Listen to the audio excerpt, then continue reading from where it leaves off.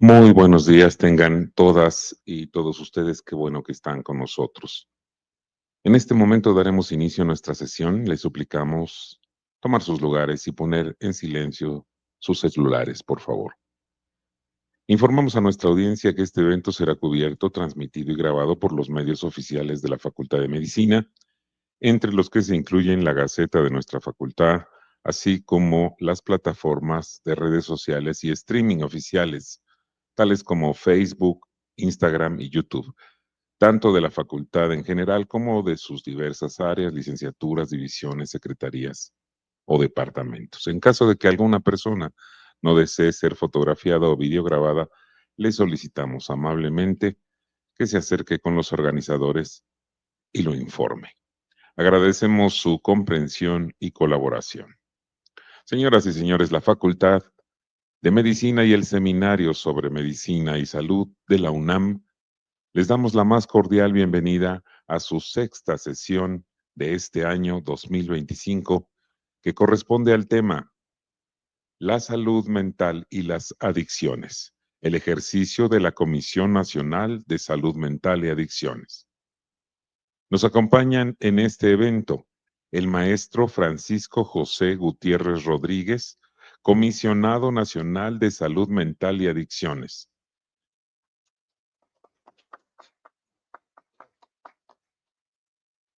Y le acompaña el doctor Luis Armando Martínez Gil, miembro del Seminario sobre Medicina y Salud de la Facultad de Medicina.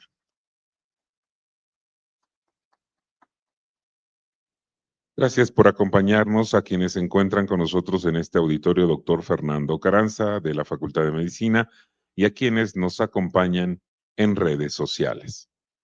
En esta ocasión, el moderador será el doctor Luis Armando Martínez Gil, quien es médico cirujano por la Facultad de Medicina de la Universidad Nacional Autónoma de México, maestro en Humanidades en Salud en el campo de bioética por la UNAM, profesor de la asignatura Informática Biomédica del Departamento de Salud Digital de la Facultad de Medicina. Desde el año 2009 se desempeña como coordinador de proyectos del Seminario sobre Medicina y Salud de la Secretaría de Desarrollo Institucional de la Universidad Nacional Autónoma de México, a quien cedo la palabra para la conducción de este evento. Doctor, adelante. Buenos días. Muchas gracias, buenos días. El Seminario sobre Medicina y Salud les da la más cordial bienvenida a todas, todos y todes.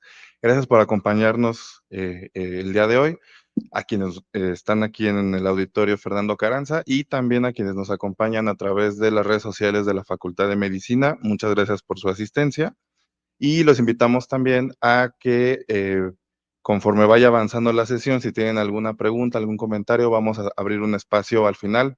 Siéntanse con la libertad de ir pensando más o menos, diseñando la pregunta o la intervención que quieran hacer, sin ningún problema.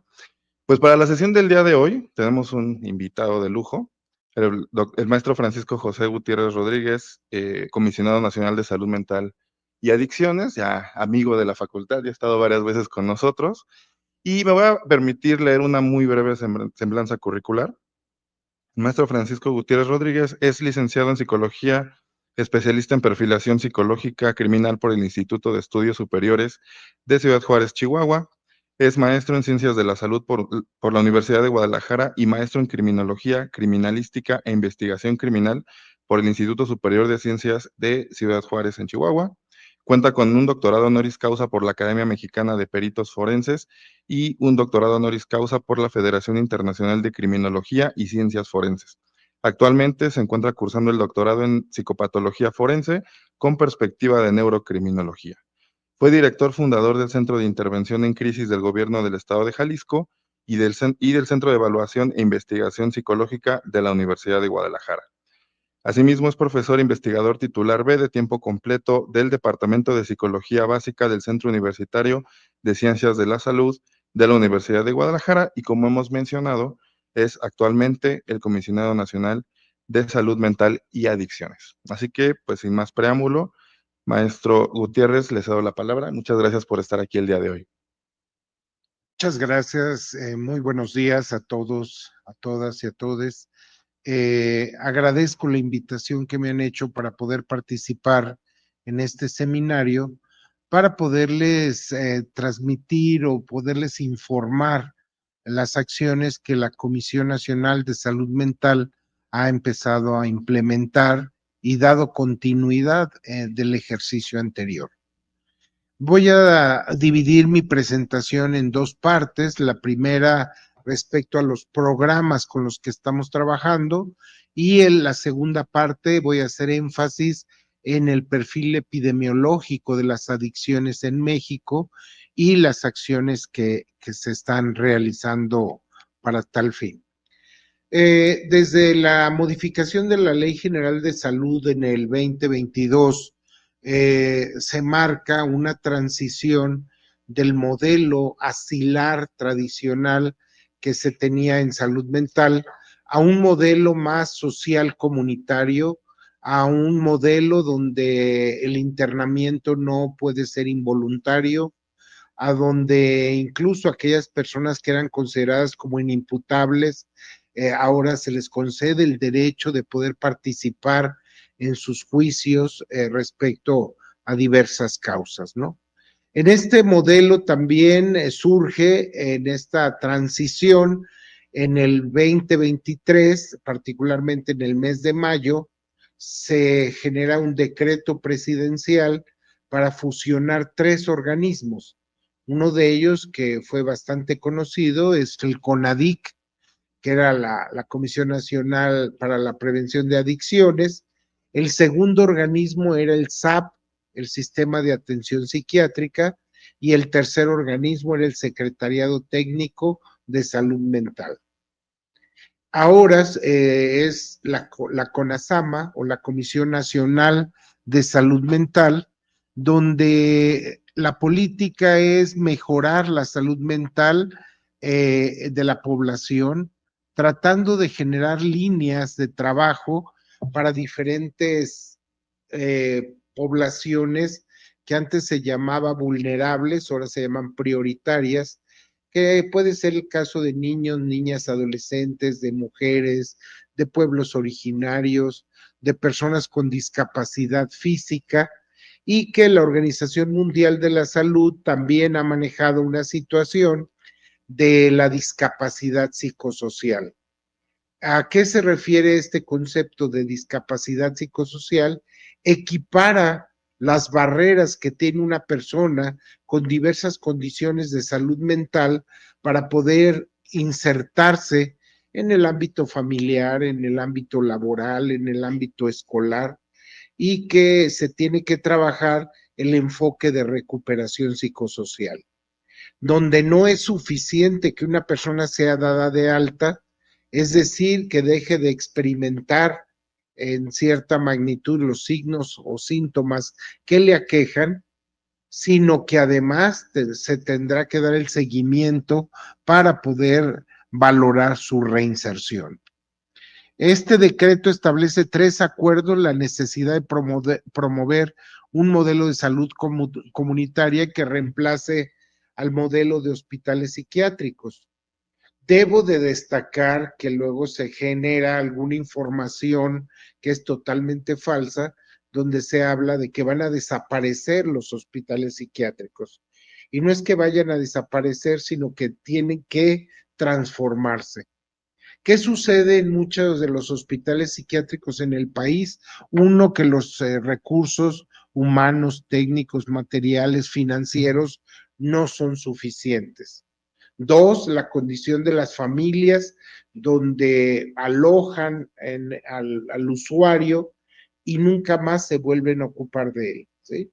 Hay personas, la CONASAMA tiene a su cargo 3 hospitales emblemáticos, que es el Fray Bernardino Álvarez, que es el Juan N. Navarro, especializado en niños, niñas y adolescentes, y el Samuel Ramírez Moreno, que heredó mucha de la población en aquel momento de la ya emblemática Castañeda del Porfiriato, ¿sí? Tenemos que trabajar, la CONASAMA es un organismo descentralizado de la Secretaría de Salud, en donde su objetivo principal es mejorar la calidad de vida de personas. Aquí se manejaba síndromes y trastornos mentales. Hoy, con la finalidad de evitar la discriminación y el estigma, los organismos mundiales establecen que se maneje como condiciones de salud mental. Hay diversas condiciones de salud mental. Es importante coordinar programas de atención que respondan a principios de no discriminación, de no estigmatización, de inclusión. Hemos estado hablando con los comisionados estatales de salud mental y adicciones para que las áreas, los consultorios puedan estar cada vez más adecuados a las necesidades de la población. Estoy hablando no solamente de las condiciones de personas con discapacidad física que deben de tener una adecuada señaléctica, guías podotáctiles, que tengan condiciones, por ejemplo, de materiales desde las recomendaciones que se hacen en el área de psicología en braille, pero que también exista psicoterapeutas que manejen lenguaje de señas. Y una cuestión más es, en el país tenemos más de 200 lenguas indígenas o de los pueblos originarios. La pregunta sería, ¿cuántos de los psicoterapeutas pueden manejar aspectos de orientación a la salud mental en una de estas lenguas o de los materiales que se editan en las principales lenguas indígenas, ¿no? Actualmente se está trabajando para poder diseñar materiales, se está trabajando en la campaña de presidencia para que las guías para padres, las guías para maestros, las guías para alumnos empiecen a ser editadas en estas lenguas originarias. Es importante trabajar en redefinir las prioridades en investigación. Es verdad que hay una gran producción de artículos científicos, de investigaciones con enfoque mixto, cuantitativo, que emergen de los hospitales psiquiátricos. Sin embargo, tenemos que empezar a trabajar en aquellas investigaciones que recuperan los diagnósticos situacionales poblacionales, que recuperan las historias de vida de ciertos grupos, y que algunos autores han hablado de la importancia de recuperar los discursos sometidos de la población, ¿sí? Todo aquello que no aparece en los sistemas internacionales de clasificación internacional, ¿no? Que cabe destacar que estos sistemas, como es el Manual Diagnóstico y Estadístico de los Trastornos Mentales, quinta edición, trabajo revisado, y la 11ª clasificación internacional de las enfermedades, la CIE-11, cada vez van aumentando los diagnósticos y donde algunas críticas han enfatizado en tratar de manejar condiciones de salud mental que a veces no cumplen las categorías de trastornos psicopatológicos, pero que requieren atención y tratamiento. Procesos de duelo, procesos de separación o divorcio, que llegan a afectar por ejemplo, para darles un dato, en algunos estados de la República ha crecido el 350% los casos de suicidio, homicidio, donde hay personas que, presa de los celos psicopatológicos, matan a la pareja, matan a los hijos y luego piensan en el suicidio, ¿sí? Esto es importante señalar que hay condiciones que muchas veces, aun cuando la ley empieza a marcar que los hospitales generales tengan áreas de cuidados paliativos, también de manejo y apoyo tanatológico, ¿sí? Es importante trabajar en políticas públicas en salud mental. Actualmente se está reformando la norma oficial mexicana 025, que tiene que ver con el abordaje de los problemas de salud mental, y la norma oficial mexicana 028, que tiene que ver con las adicciones. La 04, que tiene que ver con los consultorios, y también aquella que obedece al expediente clínico, donde se está trabajando las cuestiones a la transición del expediente electrónico, ¿sí?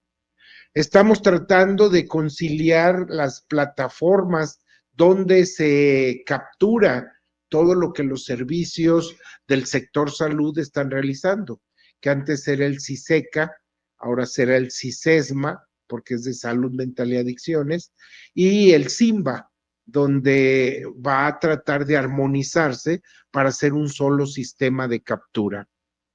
Tenemos que trabajar en asesoría y capacitación. Más adelante voy a hablar un poco de la capacitación que se ha dado en MHGAP, ¿sí? Y la importancia de incorporar el MHGAP comunidad, donde les debo decir que a pesar de que llevamos 140,000 personas capacitadas, esto representa solamente el 17% de los recursos humanos en salud, ¿sí? Nos queda un largo tramo para poder seguir trabajando en ello.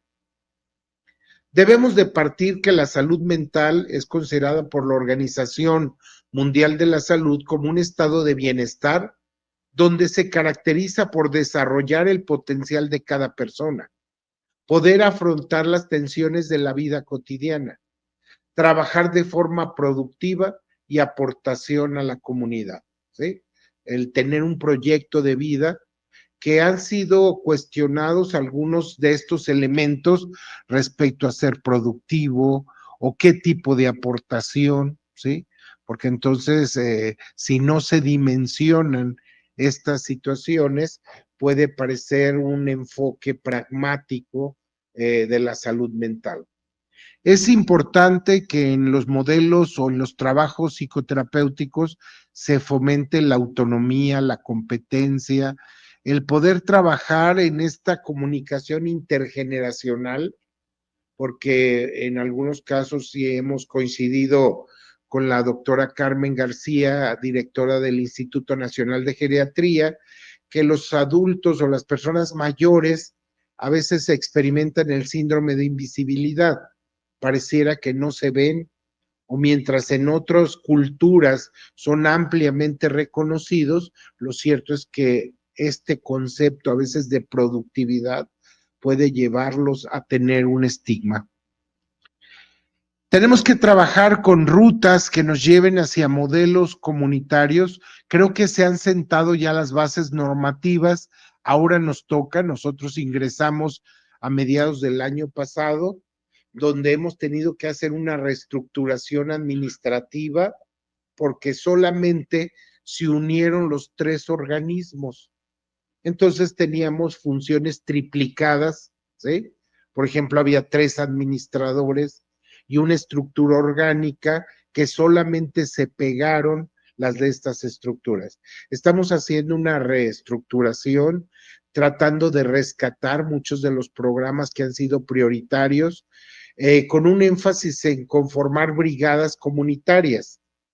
Los programas ECO que desarrollaron el ISSSTE hace algunos años, nosotros queremos fusionar este trabajo de los brigadistas comunitarios para que puedan empezar a trabajar no solo las acciones intramuros, sino las acciones extramuros. El empezar a transitar desde modelos de psicoterapia individual a modelos mixtos de psicoterapia individual y grupal, y a transitar a modelos donde se puedan hacer diagnósticos comunitarios, ¿no? Ya desde el enfoque de la salud pública se ha enfatizado en la importancia de poder identificar los líderes comunitarios, formales e informales, hacer procesos de reinserción en la comunidad, no fomentar el paternalismo, trabajar modelos de prevención que no están basados solamente en dar una conferencia o en poder ir a las escuelas, sino si nos basamos en los estudios del desarrollo de habilidades cognitivas o todo el enfoque cognitivo del aprendizaje, una conferencia nos deja el 30% de la información. A diferencia de un taller con metodología participativa, puede dejar hasta el 80 y el 90% de la información, que es mucho de lo que las universidades han tratado de implementar con los modelos de competencias profesionales integradas, saber hacer, desarrollar habilidades socioemocionales para la vida, entre otros. Tenemos que, la CONASAMA tiene, en coordinación con el INS Bienestar, los SECOSAMAS. Hay 343 centros comunitarios de salud mental y adicciones, de los cuales 200, las instalaciones han sido transferidas al INS Bienestar, pero que la CONASAMA tiene más de 1,000 plazas a nivel nacional de profesionales de la salud trabajando en los centros comunitarios.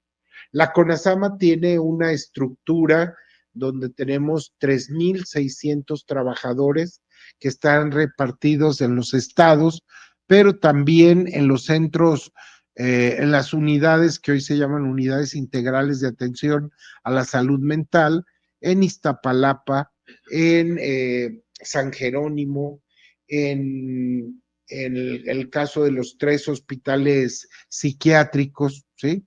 Y la línea de la vida, donde les hablaré en un momento qué se hizo con la línea de la vida a propósito de la campaña presidencial de prevención de adicciones. Nuestros programas tienen que estar caracterizados por una reducción del estigma, ¿sí? Durante mucho tiempo, el acudir a un profesional de la salud mental ha sido un obstáculo.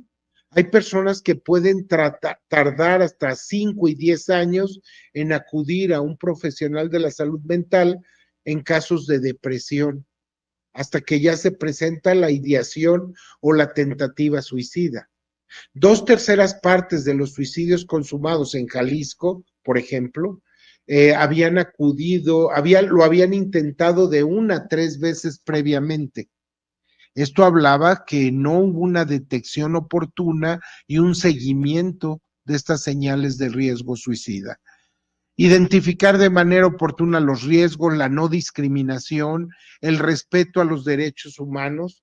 El día 1 que entramos a la comisión, acudió con nosotros la Comisión Nacional de Derechos Humanos por problemas que se dan en los centros penitenciarios, no solo federales, sino también los estatales, ¿sí? Donde hay situaciones a veces de abuso, de uso inadecuado de la fuerza, ¿sí? De la fuerza policial, o en el caso de centros federales, donde en uno de ellos ha habido el caso de suicidio de 16 mujeres, que hoy día, 16 mujeres en el año pasado, ¿sí? Y que hoy se investigan por los protocolos de feminicidio, ¿sí? Ustedes saben que todo tipo de muerte violenta, suicidio, homicidio o accidente debe tenerse una investigación pericial. Bueno, una investigación judicial que puede determinar un peritaje. Tenemos que trabajar con la salud universal y centrada en la atención primaria en salud en los 3 niveles de salud, desde una visión social comunitaria, con atención gratuita, con un enfoque humanista. Aquí lo del enfoque humanista, ya en estos mismos recinto universitario, platicábamos en la formación de recursos humanos en salud, cómo muchos de ellos hay un agotamiento emocional, el síndrome de burnout, por ejemplo, en el caso de residentes de medicina, pero luego me preguntan, ¿y solo los de medicina? No. Los profesionales de la salud, psicólogos, psiquiatras, pero también otras profesiones, abogados, urgenciólogos, anestesiólogos, que las cargas de trabajo llegan a generar un agotamiento emocional. Tenemos que trabajar con la multi, inter y transdisciplina. La salud mental es algo tan complejo como para que una sola ciencia o disciplina la pueda explicar. Entonces, tenemos que generar un cuerpo de conocimientos que vaya más allá de nuestra formación y que aprendamos algo esencial en las carreras universitarias, trabajar en equipo. Tenemos que trabajar con perspectiva de género, que pese a las conquistas que han tenido los grupos feministas en el país, la brecha de género sigue siendo una realidad de todos los días. En algunas instituciones gubernamentales se les dan los talleres de perspectiva de género y salen ironizando y satirizando muchos de los conceptos de las nuevas masculinidades o de esta brecha de género. Tenemos que tener servicios más incluyentes, interculturales, con perspectiva de infancia y adolescencia, de inclusión, de interseccionalidad. ¿Qué pasa, por ejemplo, en el caso de Oaxaca, donde tiene más de 500 municipios que se manejan por usos y costumbres y que para que puedan entrar los profesionales tienen que negociar con los maracames o con los líderes comunitarios para poder tener ese tipo de encuentro? Algunos hablan de la telemedicina, de la telesalud mental, pero lo cierto es que hay municipios que ni siquiera tienen luz, ya no solamente computadora, ¿sí? Tenemos que trabajar en una cultura de paz, de equidad y justicia.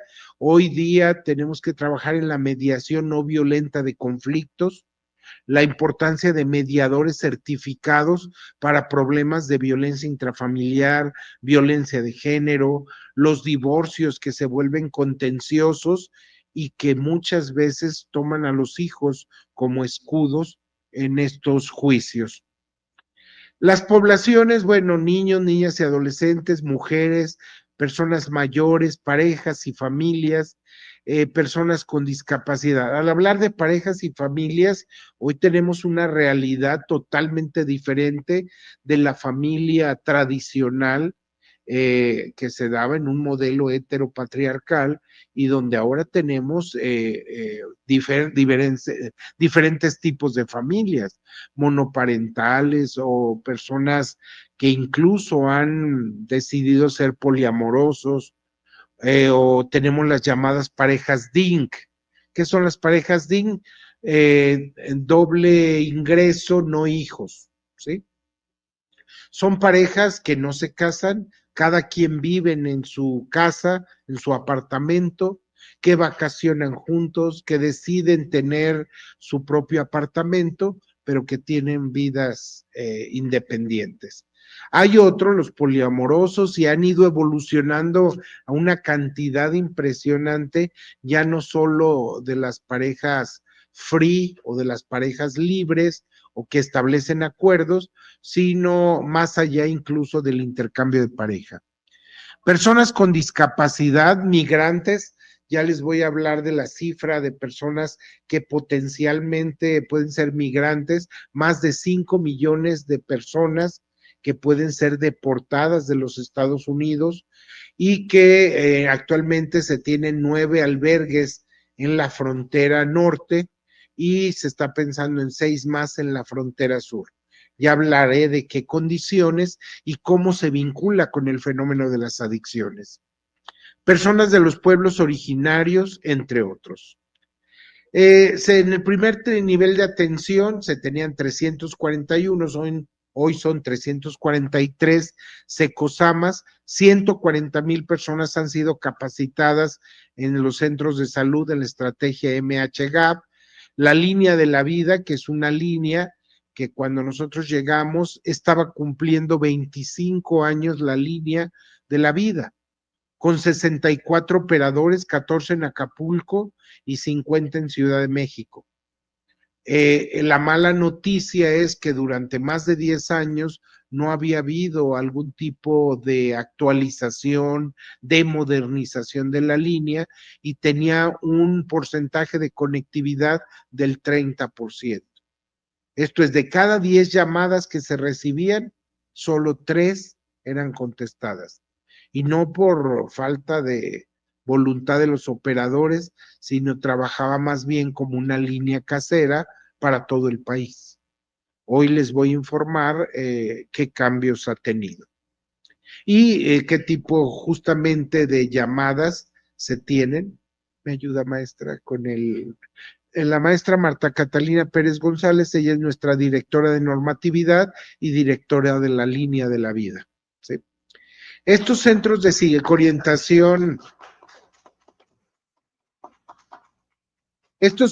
psicoorientación, telefónica, nosotros implementamos el primero en su tipo en Jalisco. Ya en el caso de la UNAM, había estado trabajando a partir de los terremotos del 85, creo que eran, en coordinación con la Federación Mundial de Salud Mental y la Cruz Roja, ¿sí? Nosotros establecimos el Centro de Intervención en Crisis, que era una línea telefónica en donde se pretendía, le avanzamos, por favor.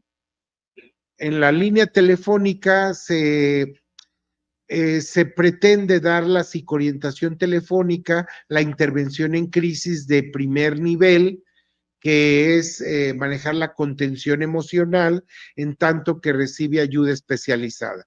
Antes de pasar el videíto, pasamos de 64 operadores a 150 operadores. Pasamos de un índice de conectividad del 30% al 97%, y no medido por nosotros, sino por la Agencia de Transformación Digital, donde se convirtió en un call center. Para el año pasado tuvimos 32,000 llamadas. En el primer trimestre de lo que llevamos del 2025, tenemos 104,000 llamadas, ¿sí? Ya les platicaré qué llaman, cuáles están vinculadas con adicciones, cómo se estableció el protocolo para hacer la trazabilidad de los pacientes, perdón, de los consultantes o de los usuarios de los servicios. Adelante, Katy. 800-911-2000 es un centro de atención telefónica en salud mental y adicciones, en donde médicos, psicólogos y trabajadores sociales te brindan orientación, apoyo emocional, intervención en crisis y derivación hacia servicios especializados. Cuenta con capacidad para recibir hasta 10,000 llamadas diarias, las 24 horas, los 365 días del año. Este servicio depende de la Comisión Nacional de Salud Mental y Adicciones de la Secretaría de Salud, en coordinación con el Centro de Atención para el Bienestar, a cargo de la Agencia de Transformación Digital y Telecomunicaciones. Gobierno de México. Se pudo lograr que estos trabajadores divididos en 6 turnos, que es la jornada acumulada, los turnos nocturnos, pudieran también tener áreas de descanso, el lactario, el poder mejorar el sistema de diademas, las sillas ergonómicas, porque bueno, después de 25 años de la línea y estar sentados una gran cantidad de tiempo, sucede lo que en muchos conductores de vehículos, la propensión a la espondiloartrosis o el dolor de espalda baja, ¿sí? Y que pues también tenemos que cuidar a quien nos cuida.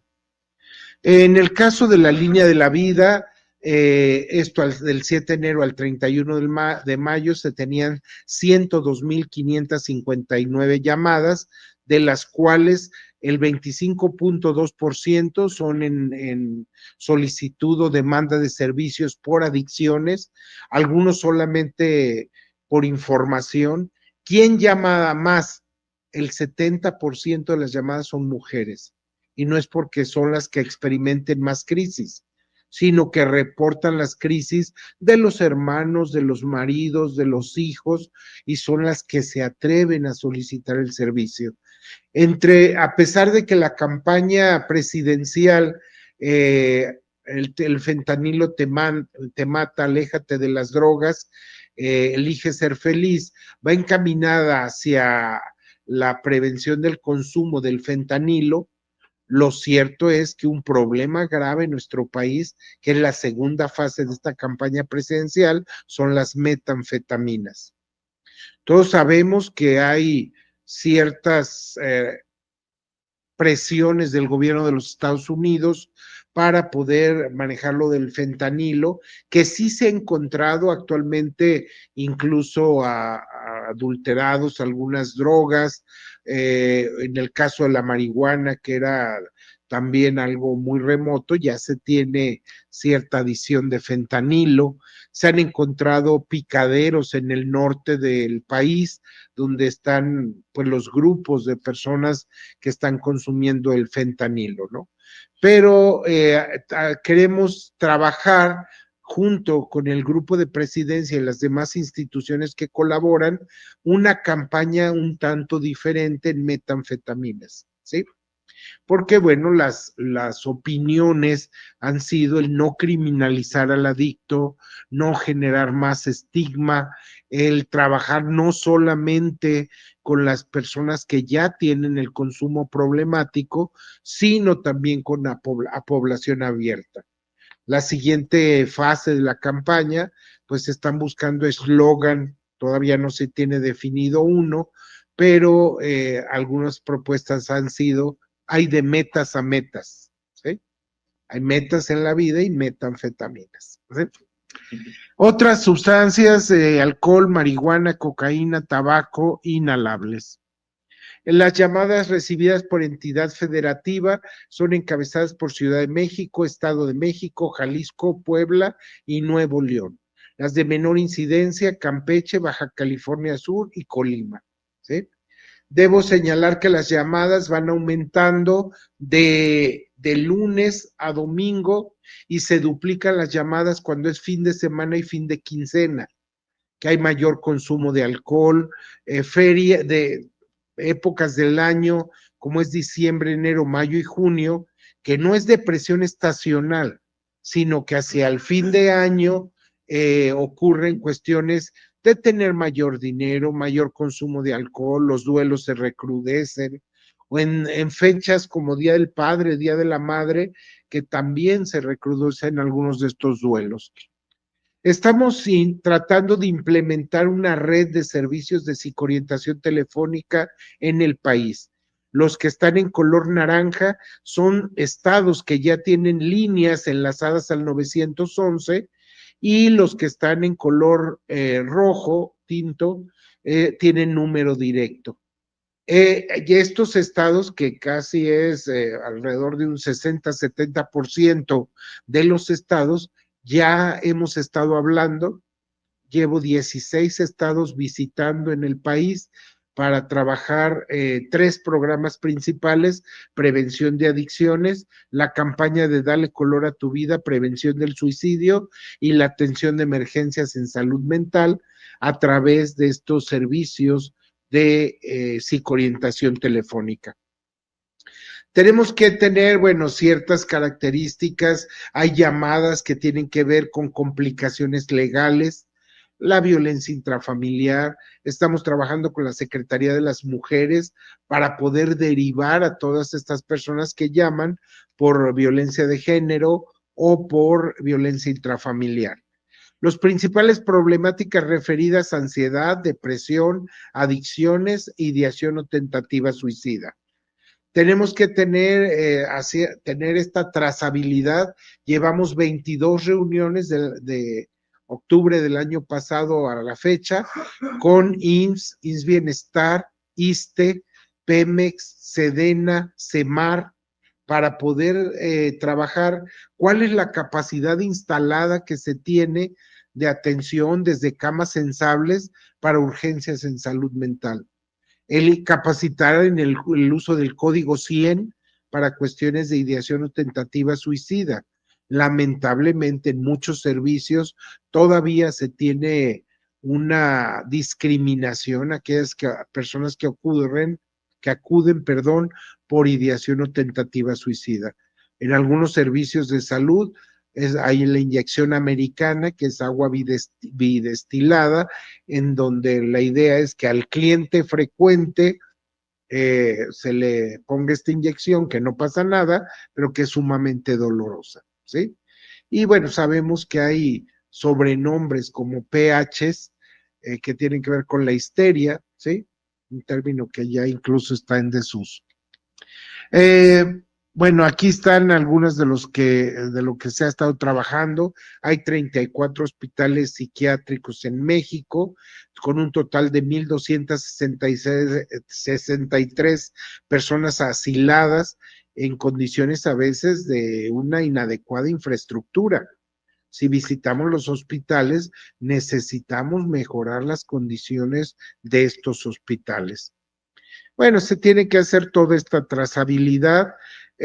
Quiero hablar de las estrategias que se están estableciendo con Secretaría de Seguridad y Secretaría de Gobernación en la estrategia de atención a las causas que ha implementado el Gobierno de México con localidades de alta vulnerabilidad. Actualmente estamos en 11 estados de la República, en polígonos donde hay alto nivel de violencia y que se ha reportado también el consumo problemático, que sabemos que tendrá que recorrerse todo el país, pero que se están trabajando las mesas de paz y las ferias de la salud. ¿Quién está trabajando en estas mesas de paz? Se hace la encuesta casa por casa para ver si hay algún problema en salud o salud mental y luego es derivado a las instituciones que están acudiendo. Tenemos el apoyo del Sistema Nacional de Salud Pública y todas las instancias del sector. Se está trabajando primero en la integración de los equipos, se hace el reconocimiento de campo. Es importante hablar de la seguridad pública, porque, por ejemplo, tenemos centros comunitarios de salud mental en Culiacán y donde ha habido situaciones que se les llama desastres socioorganizativos que tienen que ver con esta violencia y que nuestros trabajadores lo que han estado haciendo es telementoría, ¿sí? Porque mucha gente no acude a los servicios o los propios trabajadores, pues hay una legítima sensación de miedo, ¿sí? Se tiene que trabajar casa por casa, se derivan los servicios y estamos estableciendo una plataforma para poder dar seguimiento a qué áreas se fue derivado, ¿sí?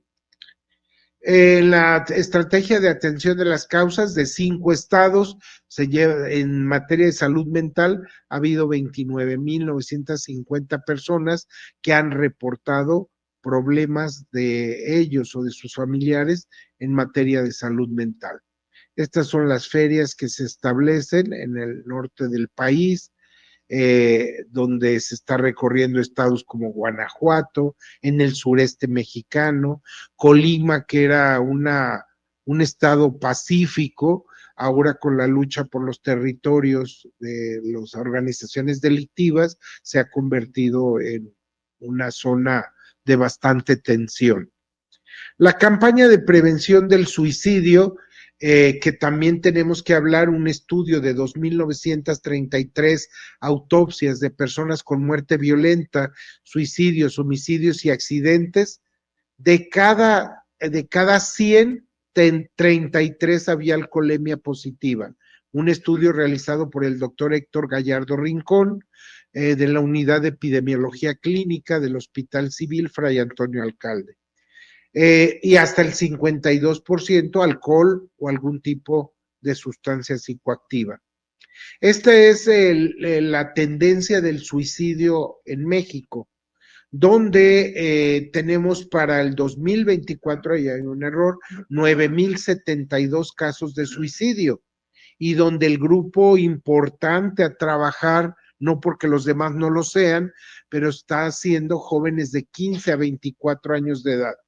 Hay entidades como el caso de Jalisco, donde los suicidios infantiles están desde 1997. En Jalisco tenemos 920 suicidios para el año pasado, ¿sí? 52% son en este grupo de edad. ¿Dónde ha crecido el suicidio? En ciudades como el caso de Chihuahua capital, en Yucatán, en el sureste mexicano, Chiapas, Tabasco y Veracruz, el caso de Aguascalientes, que tiene una tasa de 10.8 por cada 100,000 habitantes, siendo la media nacional 6.8 por cada 100,000 habitantes. La campaña Dale Color a tu Vida se va a trabajar durante los 6 años. Acabamos de recibir un apoyo para 3 años, para cada año $330,000 para poder financiar esta campaña.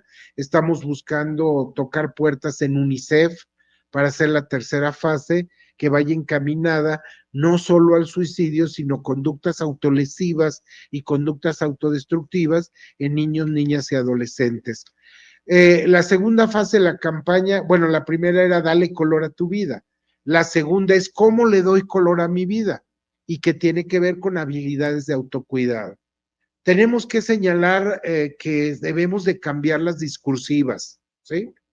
A veces en los medios de comunicación tienen notas sensacionalistas. Sabemos que la nota roja vende en los medios de comunicación, pero tenemos que enfatizar a cómo los jóvenes en una generación han tenido una pérdida del sentido de la vida, la no pertenencia. No estoy de acuerdo en llamarles generación de cristal, porque es negar su capacidad inteligente para poder enfrentar los problemas, ¿no? La tasa de suicidio ha ido creciendo a nivel internacional, países como Lituania, Hungría, Dinamarca, Bielorrusia, con tasas de hasta más de 50 por cada 100,000 habitantes. Las más bajas en el sureste de Italia, en el sur de Italia, la isla de Malta, o países católicos como Italia, Irlanda, entre otros. De los suicidios consumados, la proporción de personas que lo logran son 4 varones por cada mujer, pero en intentos de suicidio son 5 mujeres por cada varón. Lo intentan más las mujeres, pero lo consiguen más los varones, debido a la letalidad de los métodos. El varón utiliza disparo por arma de fuego y asfixia por ahorcamiento, y la mujer herida por arma blanca y consumo de tóxicos. Bueno, el género, las edades, los grupos de edad. Aquí vemos cómo en el grupo 18-29 se tiene una tasa de 7.5 por cada 100,000 habitantes, ¿sí? Esto es para México. El estado civil, solteros y casados son los que tienen la mayor incidencia. Por sí solo no es una variable suficiente para explicar el suicidio, pero bueno, los que menos tienen son divorciados, viudos, separados, ¿sí? Habrá que preguntarles cómo es que son más felices. ¿Sí? Tenemos que trabajar ya les hablaba por entidad federativa.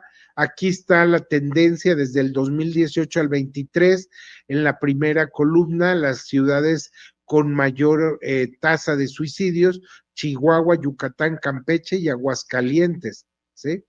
Y la de menor incidencia, Guerrero, Ciudad de México y Veracruz, ¿sí? Que tienen que ver con también la disponibilidad de los servicios para poder acudir a una atención. Este es el logo representativo de la campaña. Es un mensajero de vida, en lengua mixe significa camino, sendero. El nombre evoca la idea de un guía o mensajero que muestra el camino hacia un estado de bienestar, ¿sí? Tenemos que evitar las imágenes de las personas suspendidas por asfixia, por ahorcamiento, las notas que muchas veces terminan dando más ideas de lo que en realidad previenen el suicidio. Estas son las ferias, el arranque en todos los estados de la República, se arrancó la campaña en este marzo. En materia de adicciones también está la estrategia de México Te Abraza, que tiene que ver con migrantes. Se establecieron 9 albergues en 6 entidades de la frontera norte, particularmente Baja California, Coahuila, Chihuahua, Nuevo León, Sonora y Tamaulipas. De las personas que han sido Se les ha dado consultas en salud mental, son 2,713. Todavía no hay esta cantidad masiva del potencial de 5 millones, pero que sí, de los que están en los albergues, hasta alrededor del 60% tienen algún tipo de consumo de sustancia psicoactiva, al menos de las consultas que se han dado. Ponemos a disposición los datos abiertos del Observatorio Mexicano de Salud Mental y Adicciones, ¿sí? Que es, bueno, se tienen datos de las anteriores encuestas, de lo que ha proporcionado la Dirección General de Epidemiología, de los sistemas de vigilancia, el CISBEA, a nivel nacional como los estatales, de lo que ha aportado los centros de integración juvenil, que tienen 120 unidades en el país. Y la pregunta obligada y la encuesta, la ENASAMA, la Encuesta Nacional de Salud Mental y Adicciones. Actualmente se está trabajando una nueva encuesta. ¿Qué pasó con la anterior? Hay problemas metodológicos serios, ¿sí? Que luego a veces se maneja como no quieren dar, que han incrementado las adicciones. Por supuesto que han incrementado, y esperamos antes de que termine este año poder tener los resultados de la nueva encuesta en CODAC, que tiene que ver con la Encuesta Nacional de Drogas, Tabaco y Alcohol, y se han incorporado algunos ítems de salud mental. Se está trabajando con el Instituto Nacional de Psiquiatría y con el Instituto Nacional de Salud Pública. Con la anterior teníamos una paradoja.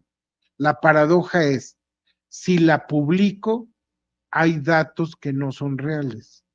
Si no la publico, hay problema de que están encubriendo los datos, ¿sí?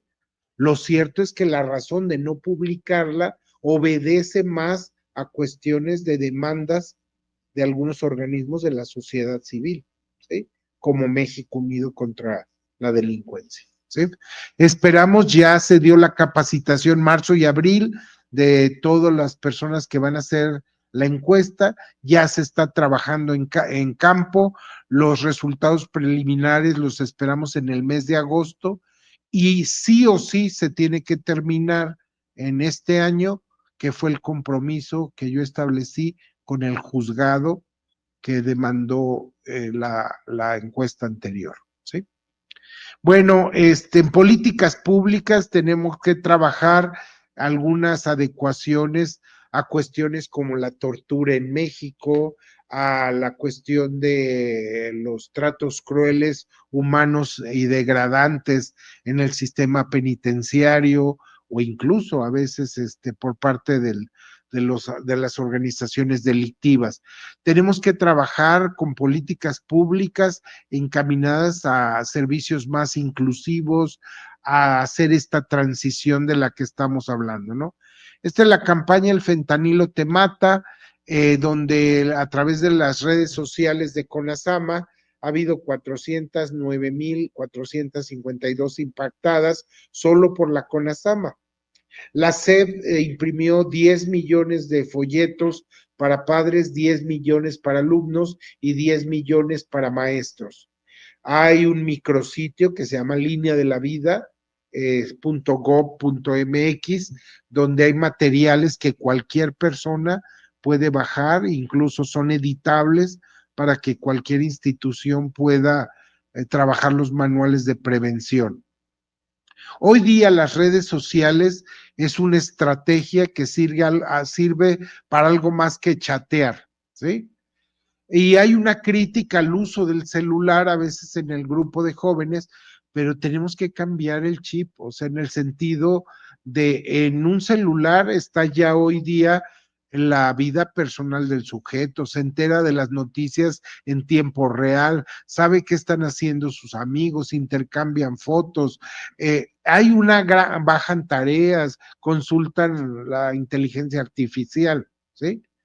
Y que también tiene que ver con la cuestión generacional. Para los que no fuimos nativos en el uso de estos sistemas tecnológicos, pues resulta ocioso. O sí tenemos que trabajar más bien en el uso adecuado de estas nuevas tecnologías, ¿sí? Pero también hago énfasis que los trabajadores de la salud mental debemos de aprovechar la penetración que tienen las redes para trabajar los mensajes de prevención, de promoción de la salud, ¿sí? En cápsulas cortas, porque actualmente el consumidor habitual de estas redes no dura estacionado mucho en un clip o en un video muy largo que lo aburre y pasa, ¿no? Yo cuando entré pensé en el Facebook como una alternativa, ¿sí? Y me dijeron, no, eso ya es para mi abuelito, ¿sí? Y bueno, hoy hasta secretarios de salud en el país tienen ya su TikTok, ¿sí? Y que bueno, tendremos que estar al tanto de qué nuevas eh, estrategias vienen. Se ha estado hablando mucho de los sistemas automatizados. La UNAM ha trabajado importantemente en estudios de investigación sobre el uso de estas nuevas tecnologías y cómo la tendencia, ya tenemos en Europa y Estados Unidos los primeros robot terapeutas, que afortunadamente todavía los servicios son impersonales, fríos y distantes, ¿sí? Pero que tendremos que trabajar importante para que los usuarios de los servicios se sientan con empatía, con respeto, cálidos en los servicios. Que esto también tendremos que hacer una reflexión, porque mientras la norma técnica para la prestación de servicios de salud mental marca para un terapeuta en jornada de 8 horas la atención de 6 pacientes con descanso de 15 minutos, tenemos psicólogos del Sistema para el Desarrollo Integral de la Familia que atienden entre 22 a 26 pacientes diarios, ¿sí? Entonces, tendremos que pensar en la calidad de los servicios y el agotamiento emocional de los trabajadores de la salud. Bueno, vamos a las metanfetaminas. Aquí vemos cómo el uso de las metanfetaminas en el 2017 representaba el 0.2% de la población que reportaba el consumo. Sin embargo, desde el 2013 su consumo entre quienes solicitan la atención por el uso de metanfetaminas creció de manera sostenida, pasando del 9.5% al 49.1% en el 2023, ¿sí? Aquí tenemos las principales sustancias: metanfetaminas, alcohol, marihuana, cocaína, opioides y tabaco por estados. Voy a dejar esta presentación a disposición para que la puedan consultar con más detalle. Vamos con la otra presentación. Ya casi estamos en tiempo, usted me avisa. Solamente poderles...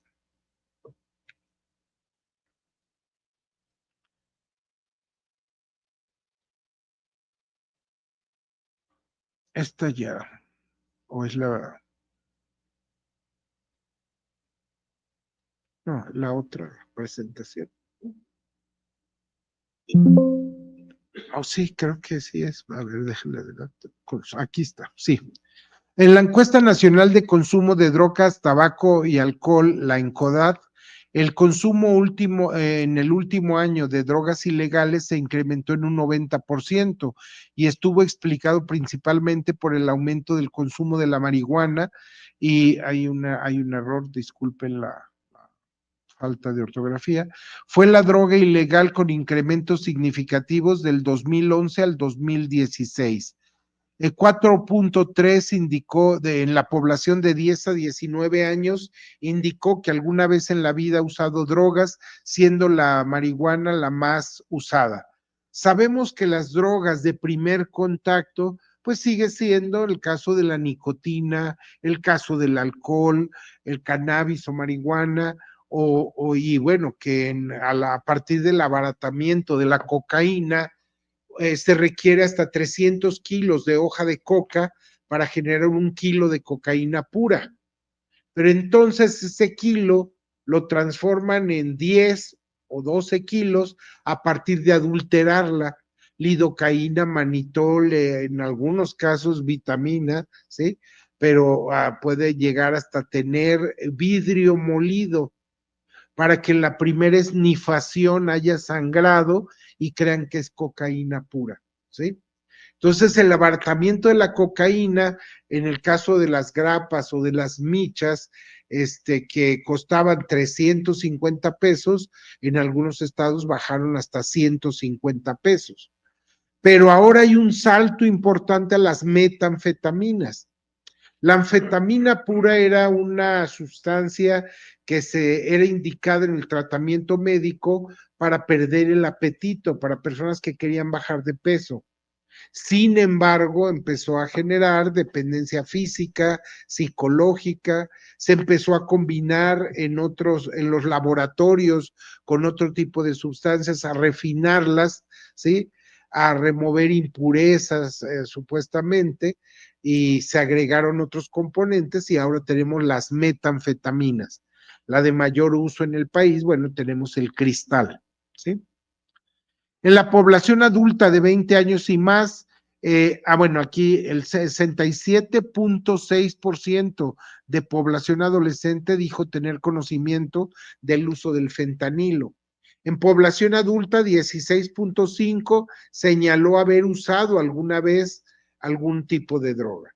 Tenemos que diferenciar entre aquellos que son usuarios, a lo mejor esporádicos, entre quien ha generado ya dependencia física y psicológica, ¿sí? Y que además se da un fenómeno de habituación o tolerancia donde van requiriendo mayor cantidad de la sustancia para tener los efectos deseados. En la demanda de atención en centros de tratamiento, la principal sustancia que ya generó demanda de atención fueron metanfetaminas, 51%, seguidas por el alcohol, 20.5%, y cannabis o marihuana, 12.6%. ¿Sí?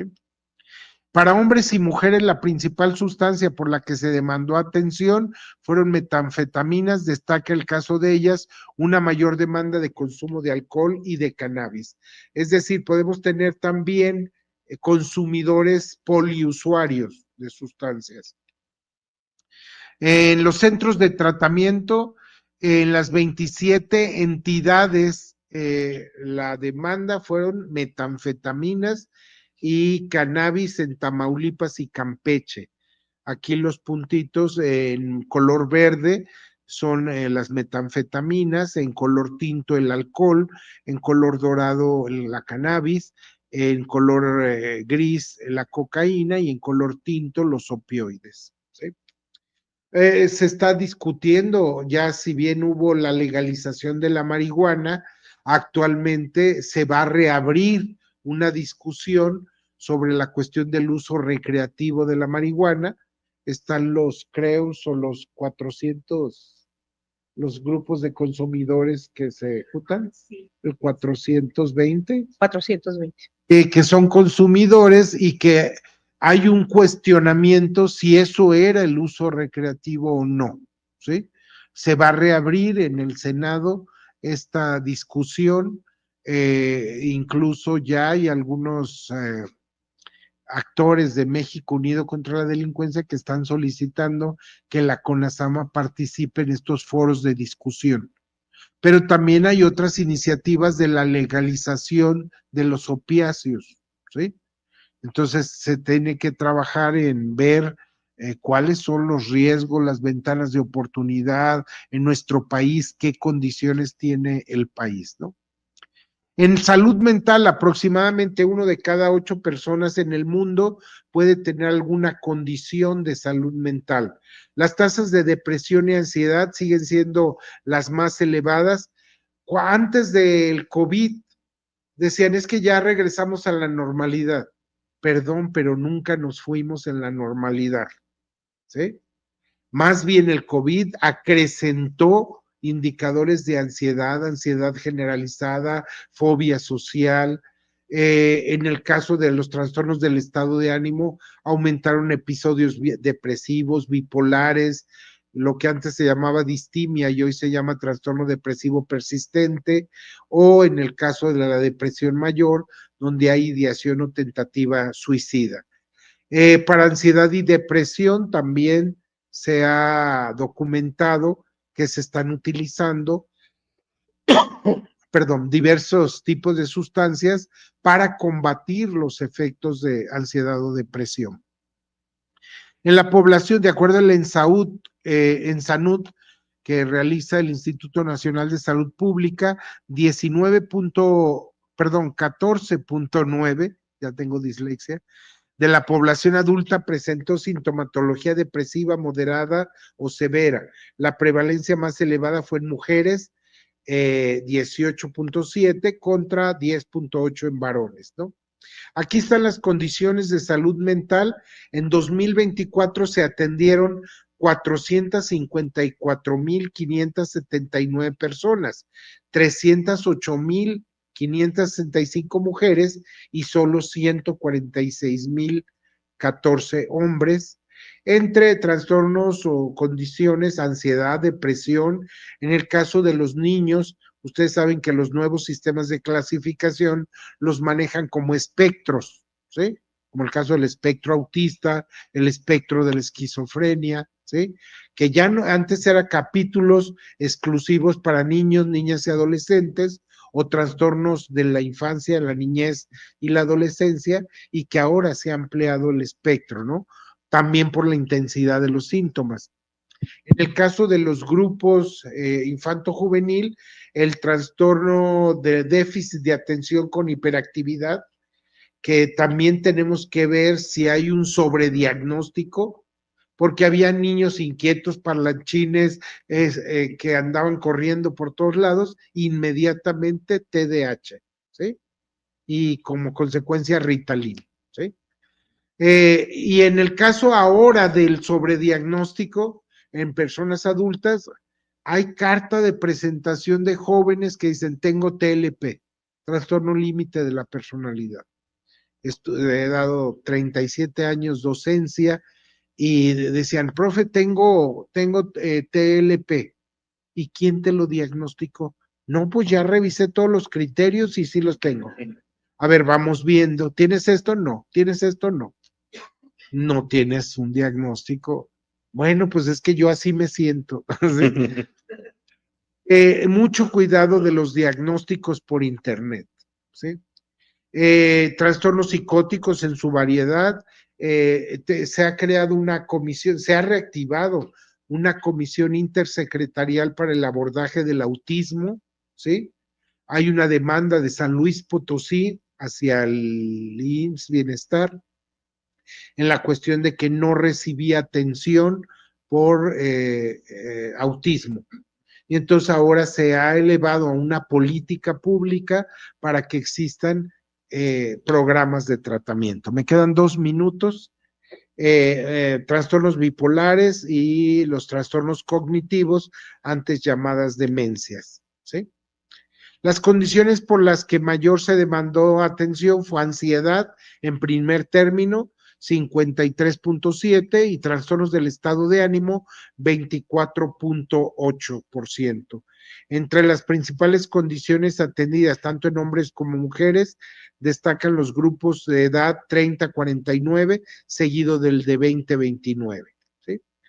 Bueno, les dejo la presentación, viene la prevalencia de estrés postraumático, déficit de atención, trastornos de conducta en niños, el caso del suicidio, porcentaje de suicidios, no, tasa y porcentaje de suicidio por cada entidad, ¿sí?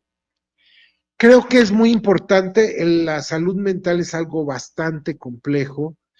No, los nuevos eslóganes, no hay salud, sin salud mental no hay salud, ¿sí? Y tenemos que hablar de una visión integral, ¿sí? Yo no soy de la idea de que quedó atrás la psiquiatría, por el contrario, hoy día se requieren de psicólogos, psiquiatras, enfermeras, enfermeras psiquiátricas, trabajadores sociales, que puedan atender ciertas condiciones en tanto que recibe ayuda especializada. Estaremos trabajando los primeros auxilios psicológicos, qué hacer en tanto que esta persona recibe ayuda, ¿sí? ¿Qué podemos trabajar en la intervención en crisis de primer orden? A todo desde lo que son bomberos, policías, anestesiólogos. En caso de personas con ideación o tentativa suicida, ¿quiénes son los primeros respondientes? Los policías. Y a veces no tienen una idea clara de qué hacer ante estas situaciones, ¿no? Pero yo te pregunto, ¿qué pasaría si en este momento se acerca alguien a ti y te dice, tengo problema de adicciones o me quiero privarme la vida, ¿no? Es tener información, mantener la calma, fomentar la verbalización, enlazarlo con fuentes de asistencia, no discutir con la persona, está muy sensible en ese momento. Si la persona, y con esto termino, me quedan 5 segundos. Con esto termino, el suicidio ganancial, la modalidad de suicidio ganancial también requiere atención, que son los que te dicen, te está chantajeando, déjalo. Ama de casa, 36 años de edad, con problema de violencia intrafamiliar, quiere darle un escarmiento al esposo. El esposo todos los días se va a trabajar a las 9, regresa a las 2 de la tarde a comer. Ella a la 1:30 se toma un frasco de pastillas y se coloca un letrero en el pecho. Si me quieres, despiértame. ¿Sí? El esposo no llega a comer y se dio un suicidio consumado. ¿Ella quería morir? No. ¿Sí? Se le llama modalidad de suicidio ganancial. En otra plática podemos hablar de idea de muerte, idea suicida, gesto suicida, para suicidio, suicidio por la policía, suicidio ganancial, suicidio consumado. Ya no es solo el suicidio, sino una gama de intensidad, ¿sí? Termino con una frase que me gusta mucho de Mahatma Gandhi, que es lo más atroz de los actos malos es el silencio de las personas buenas. Profesionales de la salud tenemos mucho que decir. Muchas gracias.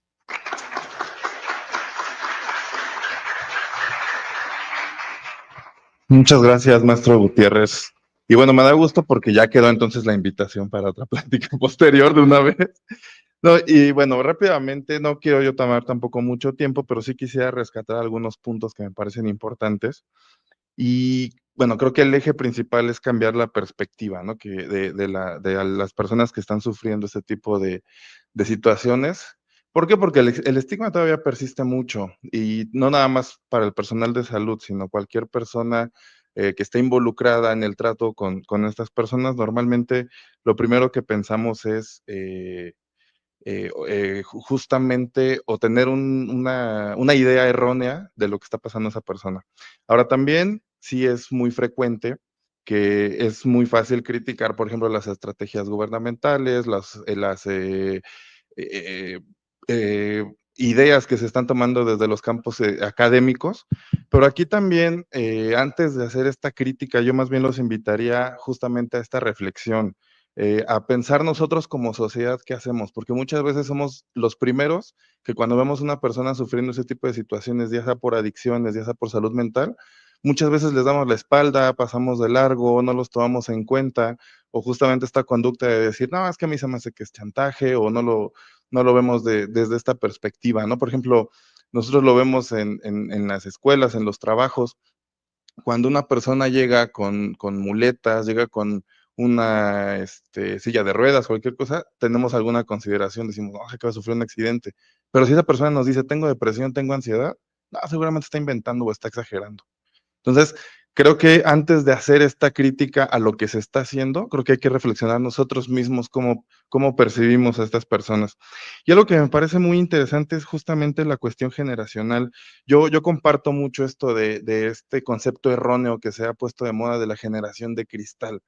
Más bien yo lo veo tanto desde la perspectiva como profesor, es el hecho de que más bien creo que la generación actual, que erróneamente se le llama de cristal o frágil, creo que más bien tiene otros canales por los cuales se manifiesta.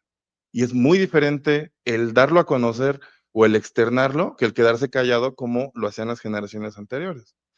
Y esto también me lleva a un último punto que se me hace muy, muy interesante, que es la cuestión de las redes sociales, porque en este sentido, nosotros dentro del seminario hemos trabajado mucho el tema tanto de redes sociales, por un lado, pero por otro la violencia de género en redes sociales. Y usted lo mencionaba muy bien, maestro, ante situaciones del lenguaje inclusivo, de las nuevas masculinidades, las agresiones en redes sociales son muy fuertes. Incluso cuando se habla de perspectiva de género, regreso al punto del principio, muchas veces se critica algún médico, algún egresado de algún área de salud que señala la perspectiva de género para incluirla en su práctica, y muchas veces el desconocimiento del término es lo que hace este tipo de agresiones. Y aquí quedó de manifiesto, usted nos mencionó, la mayor parte de las llamadas a solicitar ayuda son por parte de mujeres. Los índices de depresión y de ansiedad siguen mayormente en mujeres, ¿por qué? Porque sabemos que también sufren del síndrome del cuidador y de otras muchas circunstancias que hacen que voltemos, que pongamos atención justamente en esta perspectiva, antes de criticar, antes de decir, es que el lenguaje inclusivo, es que la perspectiva de género son modas, es que eso no existe. No, hay que ver exactamente por qué lo estamos tratando y aquí lo estamos viendo de una forma muy puntual. Y en este sentido de las redes sociales, usted mencionaba muy bien, maestro, el diagnóstico por internet, ahora el diagnóstico hasta por redes sociales, porque sabemos que es un rasgo muy característico de la generación Z, y que empieza también a hacerlo de la generación alfa, el estar hiperconectados y que todos los sentimientos o todo lo que sentimos lo vamos publicando en redes sociales. Bueno, lo van ustedes porque yo ya pertenezco a otra generación, pero, normalmente, ¿cuáles son los comentarios? Regreso, los comentarios son ofensivos, muchas veces, o más bien, pocas veces se dice: "Oye, busca ayuda", más bien es más fácil criticar, señalar, estigmatizar. Entonces, en este sentido también, las mismas redes sociales o los mismos usuarios, hacen diagnóstico y te dicen: "Oye, a mí se me hace que tienes esto", en vez de buscar ayuda. Ahora, aquí quisiera hacer ya la conexión con el tipo de preguntas, porque es algo muy recurrente que ahorita estuvieron preguntando en redes sociales, maestro, justamente cómo hacer frente a la cuestión tanto de fake news como de canales no oficiales. Entonces, ¿cuál es la vía en la cual la población, incluso el personal de salud que está estudiando o el personal que ya está ejerciendo, preguntaban mucho ahorita cuáles son las vías o los canales por los cuales se pueden acercar a la comisión, si existen cursos, talleres, porque muchos es lo que dicen, es que no me siento preparado justamente para atender una situación de estas. Entonces, con esto iniciaría y después vamos a abrir el diálogo también con nuestros asistentes aquí en presencial. Muchas gracias. Claro, existen diferentes canales de la comisión donde también estamos reestructurando todos los contenidos que se tenían, ¿no? Por ejemplo, antes teníamos gráficos de muchos de los vectores, caricaturas, que en las actuales generaciones ya ellos ya están con inteligencia artificial, imágenes 4K en videos y cosas por el estilo, ¿no? Y que a veces los monitos ya no eran tan representativos, salvo que hubiera mucho ingenio en ellos, ¿no? Sí tienen cursos de capacitación a través de DGESES, se acaba de establecer la conexión porque hay plataforma para poder tener 20,000 personas conectadas para un evento. Ya hemos tenido algunos webinars, estamos trabajando con la SEP para hacer unidades programadas. Queremos tener un programa de televisión nacional con el apoyo de diferentes medios de comunicación, un boletín electrónico. Ya hay en la página web que también se está reformando, contenidos más interactivos. Vamos a trabajar con la Subsecretaría de Educación Superior, un micrositio para tener desde videos, hay historietas, vamos a crear historietas, por ejemplo, la subsecretaría ya trabajó personajes como Flamita, que es aquella persona que se encoleriza de todo, se enoja, rompe cosas, pero tenemos la contraria, que es Pasiflora, ¿sí? Pasiflora es tranquila, lenta, ¿sí? Va a aparecer Ica, que también ahí va a ser un mensajero. Y bueno, queremos hacer historias un tanto creativas, ¿no? Que te atrape, que te diga, a ver, mínimo que te deje pensando, ¿sí? Cursos, puede haber solicitud a la CONASAMA de cualquier institución pública o privada para poder tener capacitación totalmente gratuita, ¿sí? Para conferencias, talleres, charlas, que agradecemos, por cierto, a la Facultad de Medicina de la UNAM por la invitación, y poder, mucha gente no sabe ni siquiera qué es la CONASAMA, ¿sí? Entonces, por ahí tendremos que empezar un reposicionamiento de esta Comisión Nacional de Salud Mental. Y ser autocríticos, se vale, ¿sí? Solo que consultamos redes y dicen, no, no van a resolver la salud mental del país sentados en un escritorio. Y luego ya subo a redes, estamos en tal estado, estamos haciendo, sí, se la pasan viajando, gastando el dinero, ¿sí? Entonces, pues tenemos que hacer las dos cosas y poder dar cuenta de para qué fue ese viaje, ¿sí? Porque tampoco se trata de hacer turismo en salud, ¿sí? Ok, muchas gracias. Vamos a abrir unas preguntas del público, por favor. Buenos días. Perdón, estoy hasta acá atrás. Doctor Diver. Ya, No, primero felicitarlo por toda la verdad se ve que tiene muchísimo conocimiento de esto y las cifras son impresionantes. Más bien es un comentario. El año pasado, septiembre, fue el último reporte del INEGI sobre suicidios. Y en ese documento, a la hora de decir cuáles son las causas, usted bien lo dijo, el primero es el ahorcamiento, pero el segundo que ponen es estrangulación, y la estrangulación es un suicidio. Entonces, eso significa que el INEGI está poniendo un término que no debe ser, y el día que usted vaya a querer tener una evaluación en función de la disminución, esa palabrita le corta todo y le da incredulidad porque ya no es un suicidio, sería un homicidio. Entonces, nada más considérenlo para cambiar el término en el INEGI a través de ustedes. Ese es el comentario. muchísimas gracias, y hay total certeza en lo que usted está diciendo. Incluso cuando yo he investigado sobre suicidio, las fuentes, hay una variación entre consultar certificados de defunción de la Secretaría de Salud contra el INEGI, o lo que reportan los servicios de medicina forense, los institutos de ciencias forenses, o lo que reportan las cifras de seguridad, ¿no? A veces hay una confusión.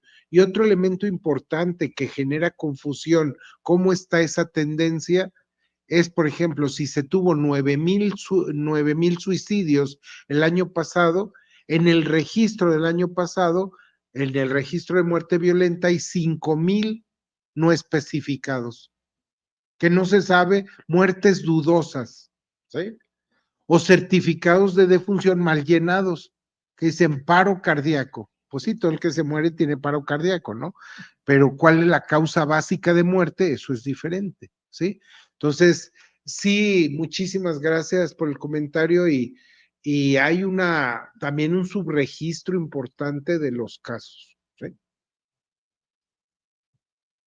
Muchas gracias por su sapiencia, he aprendido mucho y sobre todo yo soy médica, antropóloga, y después por tanto tropiezo tuve que hacer un máster en Derechos Humanos y soy del Comité de Bioética Hospitalaria del INER. Más de 30 años trabajando con población originaria, lo digo para fundamentar lo que voy a decir. Me congratulo que usted hubiese mencionado sobre la interculturalidad. En un momento en que nuestra querida facultad está en una renovación de su currícula y donde yo como profesora desde hace 29 años de antropología médica e interculturalidad nos han quitado el apellido, ojalá que no permanentemente, porque es absolutamente claro que todo lo que queremos ejercer como profesionales de la salud es en un país con ciertas características. Una de ellas es pluricultural. La interculturalidad que usted hizo alusión me parece tan pertinente que no desaparezca de la currícula, como hasta ahorita veo el camino que va siguiendo.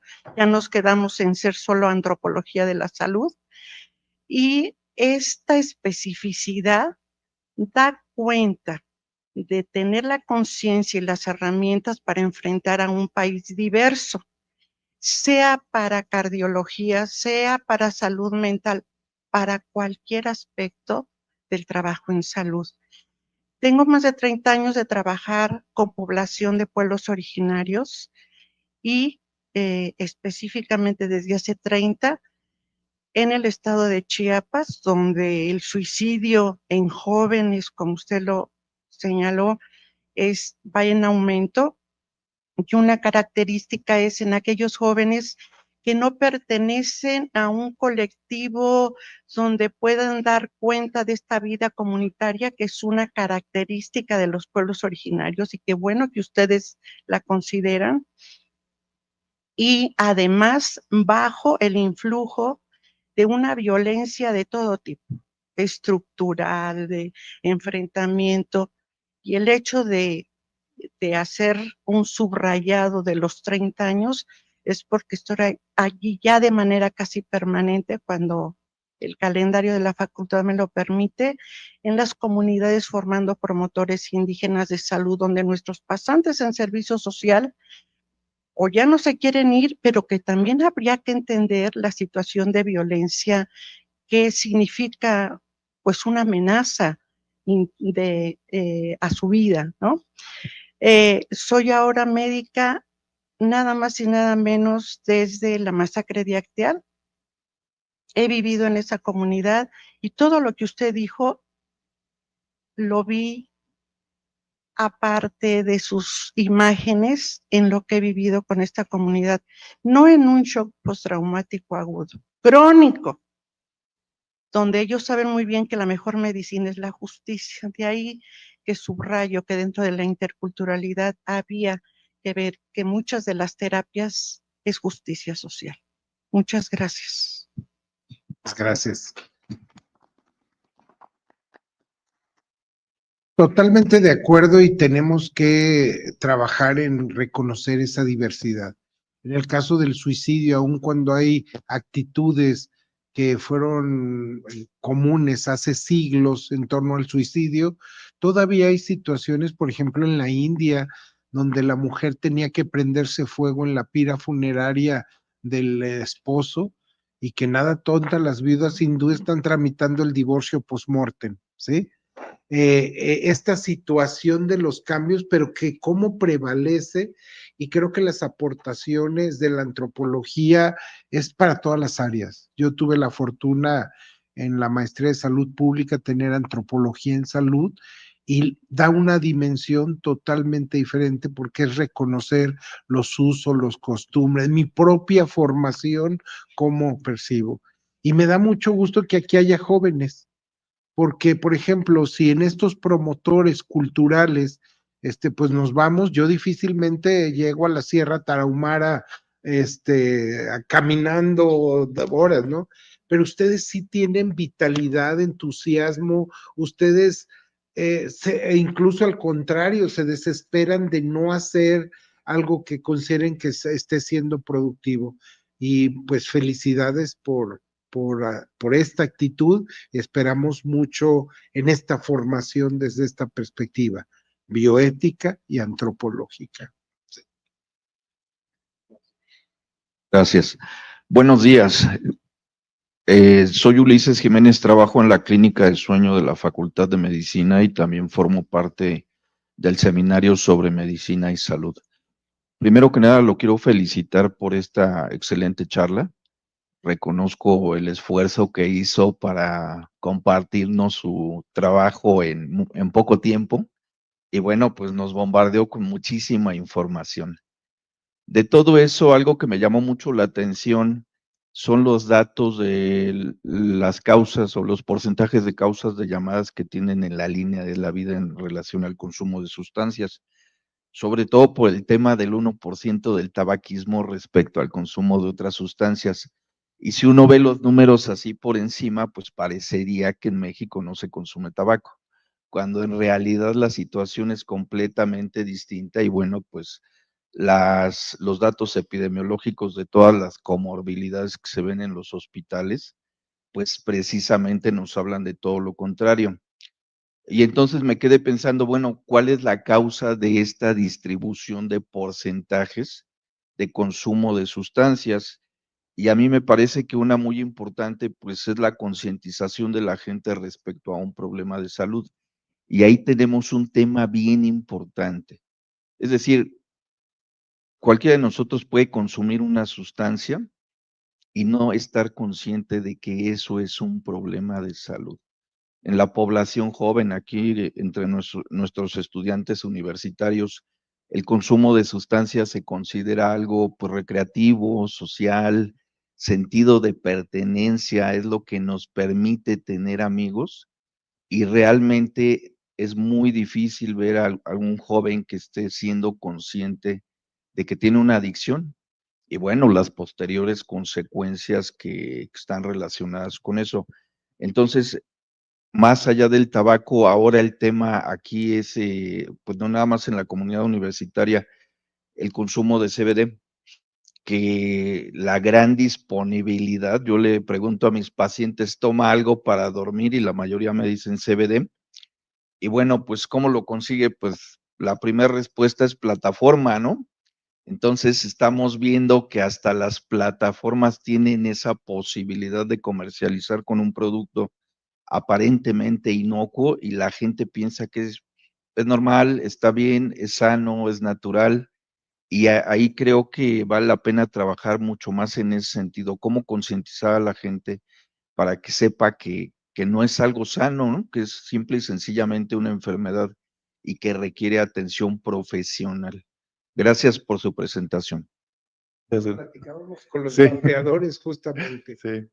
Sí, lo platicábamos al inicio, que justo el día que el maestro estuvo ya hace más o menos un mes, 3 semanas, un mes, sobre la plática que dio sobre el Día del Tabaco, el mismo día en la tarde, aquí en las islas, o sea, digo, por coincidencia escuchamos ahí la conversación de unas estudiantes, y es donde decían, no, pero yo no lo voy a dejar porque como es de sabor de sandía, es menos dañino. Entonces, sí, no, los que no fuman de sabores son los que sí tienen un problema, yo no. Entonces, es lo que platicábamos ahorita antes de comenzar la plática, ¿no, maestro? Y otra cosa, yo no creo a veces en las casualidades, ¿no? Y ahorita que hablaba de la clínica del sueño, queremos implementar una jornada nacional, cómo dormir y descansar adecuadamente. Los problemas del sueño a veces no se dimensionan también en ese sentido con la falta, ¿cuántas horas duermen hoy día? 4, 5, y que pueden considerarse como factores de riesgo para daño neurológico. Hemos editado un manual de alrededor de 70 páginas analizando variables. Entonces me gustaría poder solicitarle de favor que nos pudiera aportar y por qué no colaborar con esta jornada nacional. Gracias. Muchas gracias. Ahí arriba, por favor. Hola, buenos días. Yo soy Dafne Reyes, soy estudiante de medicina. Y bueno, se mencionó acerca de que la población vulnerable somos nosotros los jóvenes y no me quedó tan claro si se está incluyendo y de qué forma se está incluyendo la voz de nosotros, las juventudes, en el diseño de estos programas de prevención. Y además si se han considerado justo alianzas con grupos estudiantiles para diseñar justo estas intervenciones tal vez educativas. Sí, dentro de población vulnerable fue sustituida por prioritaria para no generar también un estigma. Así como personas mayores o personas con discapacidad, ¿no? Sí se están tomando en cuenta los jóvenes. De hecho, estamos teniendo reuniones con colectivos como se llama Barrios Unidos, ¿sí? Con el Instituto Mexicano de la Juventud, ¿sí? Que está haciendo tequios. Los tequios son reuniones para recuperar espacios. Ha habido jóvenes donde, por un lado, van y plantan árboles, pintan, borran graffiti o hacen graffiti como con otro tipo de mensajes, pero que también están hablando de la importancia de la salud mental. Un programa muy exitoso fue de joven a joven, ¿sí? Porque muchos de estos jóvenes inmersos en una contracultura, a veces hay problema con la figura de autoridad. y que a veces es más común que un joven le dé una recomendación y la sigue que a veces con un adulto, ¿no? Hemos estado platicando con jóvenes del Comité Olímpico Mexicano, que en el deporte pues canalizaron de muchas de esas inquietudes, con la CONADE, que está organizando eventos en todo el país para poder fomentar lo de la práctica deportiva. Pero en materia de salud mental, lo que más va a fortalecer las brigadas comunitarias son jóvenes, ¿sí? Y ojalá podamos tener no tenemos con comités estudiantiles en este momento, ¿sí? Ha sido, Psicobarrio se llama el colectivo, hay otros ya que tienen que ver con grupos LGBTQI+, que también nos están aportando. Yo me perdí me quedé hasta la G y B, y ahora hay toda una serie de test que tenemos que introyectar, ¿no? ¿Sí? Cada vez, pues reconocer, dicen, es una moda. Si a otra persona le hace sentir bien que lo nombres de tal o cual forma, y a ti no te va ni te viene, ¿por qué no hacerlo? ¿Sí? Respecto a la inclusión, ¿no? Los jóvenes creo que es tanto una población a quien va dirigida, pero también el grupo más importante para generar lo de atención comunitaria. Gracias, por acá, por favor. Muchas gracias y gracias por sus aportaciones también. Mi nombre es Mauricia Bolaños Quintana, soy licenciada en Derecho y me estoy enfocando ahorita en lo que es el derecho preventivo. Mi pregunta es, ¿hasta dónde se ha considerado la información, el reforzamiento, la aplicabilidad en cuanto a una declaratoria del estado de interdicción? Porque también a consideración personal, tanto los estudiantes como el personal de salud padecen de esta falta de información y salen con afectaciones graves y nada más lo tipifican en lo que le ponen negligencia médica, pero los mismos familiares omiten informar que hay un estado de interdicción. Y otro comentario que también lo viví y lo comparto, lo que mencionaba usted de la importancia de manifestar cuál es la problemática en una comunidad determinada.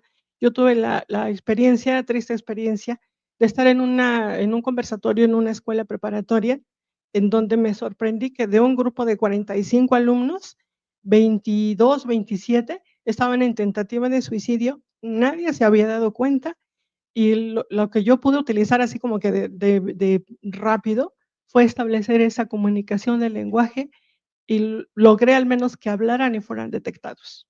Gracias. Y voy a empezar primero por esto último, la contención emocional en tanto que se recibe ayuda especialidad es prioridad, ¿sí? Porque a veces no sabemos qué hacer, o a veces le pregunto y si le doy ideas, es más importante saber qué tan avanzada va la idea para poder diseñar la estrategia. Respecto a la interdicción, imputabilidad, inimputabilidad, imputabilidad disminuida, hay muy poca socialización de la información. Como hay poca información de la psicología forense. La psicología llegó tarde a las ciencias forenses, al menos en los estados. Aquí hay toda una tradición desde el Instituto Nacional de Ciencias Penales, donde incorpora el INACIPE la psicología forense. Pero en el resto del país todavía hay mucha confusión de cuándo o qué derechos tiene una persona que por algún trastorno de carácter psiquiátrico se considera que ha perdido sus derechos o poder en los juicios, poder exteriorizar su opinión. Yo, además de ser psicólogo, soy perito desde hace 32 años y en el que veo esto que usted dice, a veces hay confusión hasta en diferentes actores del propio sistema judicial, ¿sí? ¿Qué tendremos que trabajar? A veces dicen, no, yo la psicología forense, yo no quiero ver nada de cadáveres. Es que la psicología forense tiene que ver con el derecho civil, el derecho penal, el mercantil, en el derecho laboral, y que no necesariamente tiene que ver con todo lo que se conoce en el derecho penal, ¿sí? Entonces, creo que sí tenemos que trabajar, y desde la comisión hay cuestiones de cuestiones forenses que tenemos que trabajar. Violencia contra la mujer, violencia intrafamiliar, el propio suicidio, los protocolos de actuación, la capacitación a policías, los sistemas penitenciarios. Entonces sí estaremos trabajando esa línea, y bienvenido a quien quiera sumarse. Muchas gracias. Gracias. Por ahí tenemos 2 preguntitas más y vamos a dar paso rápidamente a unas que tenemos en redes sociales, por favor. Hola, buen día. Aquí atrás.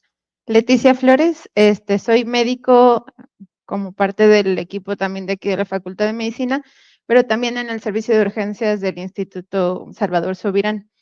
Y viene una pregunta respecto al protocolo que tienen de atención en la línea de la vida. Hizo mención de la posibilidad de canalización o derivación a algún servicio médico. ¿Cómo es que se hace esta derivación a partir de una comunicación telefónica y a qué centros es a los cuales puede llevarse esta derivación? Gracias. Sí, claro. Algo muy importante que adolece en muchos de estos centros de orientación es el seguimiento. La línea de la vida recibe diversas llamadas. El 911, que puede recibir alrededor de 5 a 10 mil llamadas diarias, 50% son llamadas falsas, ¿sí? Entonces tenemos que trabajar en la concientización del uso de los servicios de urgencia.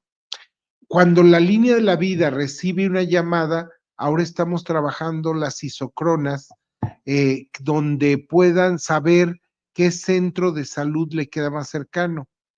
IMSS, ISSSTE, IMSS Bienestar, nos ha dado la capacidad instalada para salud mental a nivel nacional, ¿sí? Se ha trabajado este directorio de referencia para que incluso la llamada de la línea de la vida, yo derivé a una persona al IMSS Bienestar y llamo se le pasa el reporte donde está enlazado como el representante del sector salud de IMSS Bienestar para dar seguimiento.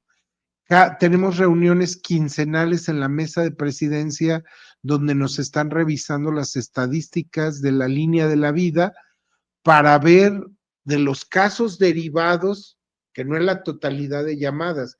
Estaría hablando que alrededor de un 30% de las llamadas son derivadas a estos servicios, pero que todavía estamos afinando porque luego a veces hay variación de datos.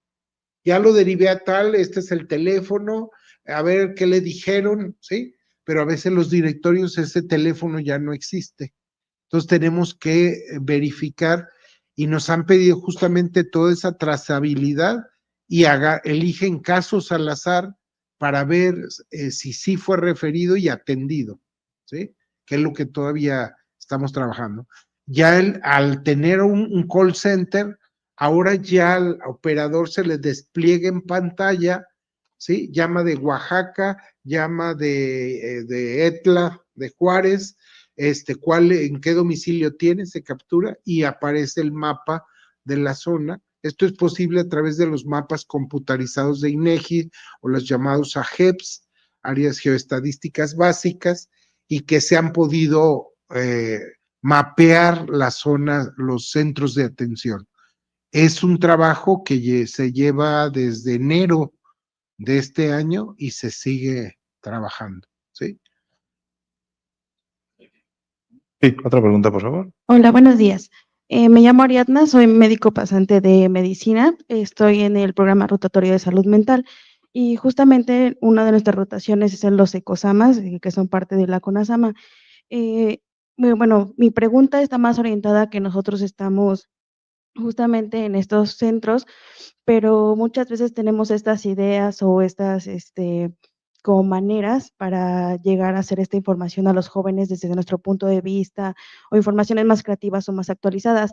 Sin embargo, en algunos centros a veces no se nos da como la atención o no se nos estructura adecuadamente cómo podemos hacer llegar estas ideas a los jóvenes, ya que, sin embargo, en algunas ocasiones tenemos que ir a justo a dar una intervención apropiada o oportuna a grupos etarios que están en riesgo, y a veces no se nos da la oportunidad cómo podemos capacitarnos más, o al menos de manera interna o externa del SECOSAMA, cómo podemos capacitarnos para dar pues una información más confiable, ya que como médicos y como personal de salud, pues todo lo que digamos se va a tomar como verídico, entonces tenemos que ser más cuidadosos con la información que proporcionamos.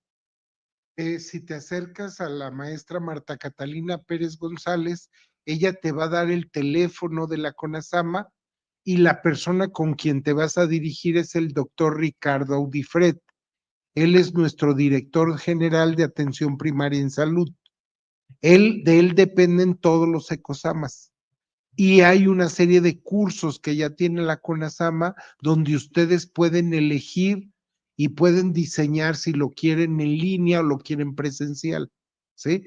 Entonces sería que conocieran la cartelera de cursos que se tienen, ¿sí? Pronto esperamos colaborar más cercano con la UNAM para poder tener estos cursos y se amplíe la oferta. La maestra Marta Catalina te puede dar, doctor Ricardo Audifred. Muchas gracias. Vamos a dar paso rápidamente. Muchas ya se fueron contestando un poquito de las que estaban en redes sociales con lo que aquí se dijo, pero quisiera señalar la del doctor Eiji Alfredo Fukushima, que por cierto va a ser también invitado posterior a la siguiente sesión. Él es de la Comisión Interamericana para el Control del Abuso de Drogas, el CICAD, y él puntualmente preguntaba, maestro, ¿por qué en la gráfica, o si había alguna razón, por qué aparecía por separado los zetas, los estimulantes de tipo anfetamínico, y el cristal? Era muy puntual esa pregunta. Sí, no, aquí se nos ha pedido hacer una separación porque en el caso del cristal fue la más consumida, pero efectivamente tendría que estar, como lo señala el investigador, dentro de los grupos de metanfetaminas. Muy bien, y finalmente, bueno, nos preguntan también mucho sobre la presentación, si hay oportunidad de compartirla, maestro.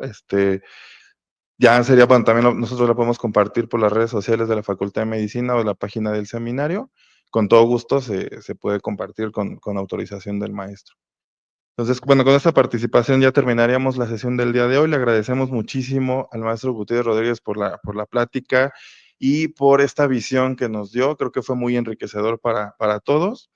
Les damos un agradecimiento muy fuerte a todos ustedes por haber estado el día de hoy, a quienes nos acompañaron en línea también, y les recordamos que las constancias de asistencia se pueden registrar ahí en el link, lo pusieron tanto en YouTube y en Facebook para que puedan tener su asistencia, y a partir de la siguiente semana se pueden descargar en la página de Constancias FACMed, y los esperamos la próxima sesión el 29 de agosto de este año. Muchas gracias a todos por su atención.